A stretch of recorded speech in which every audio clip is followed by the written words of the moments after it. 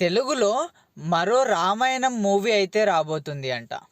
ఈ మూవీలో రాముడిగా సూర్య గారు చేయబోతున్నారంట, హనుమంతుడిగా మంచు విష్ణు గారు చేయబోతున్నారు, సీతాదేవిగా ఆలియా భట్ గారు, రావణుడిగా మోహన్ బాబు గారు చేయబోతున్నారంట.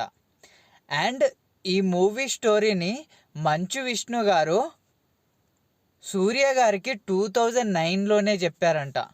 కాకపోతే అప్పుడు బడ్జెట్ సరిగ్గా ఉండకపోవడంతో ఆ మూవీని అప్పుడు తీయలేకపోయాము అనేసి మంచు విష్ణు గారు అయితే చెప్పారు.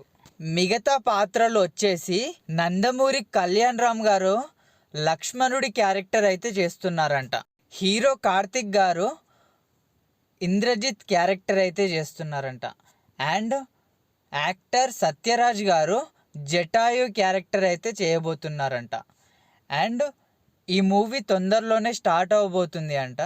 మీరు ఈ మూవీ ప్రాజెక్టుపై ఏమనుకుంటున్నారో కమెంట్ చేయండి. And thank you for watching this video.